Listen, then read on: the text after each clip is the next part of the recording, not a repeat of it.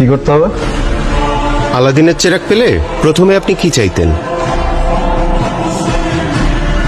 আলাদিনের চেরাগ যদি পাই, আমি বলবো আমাকে উড়ার ক্ষমতা দিতে। আমার নিজের একটা প্লেন দরকার।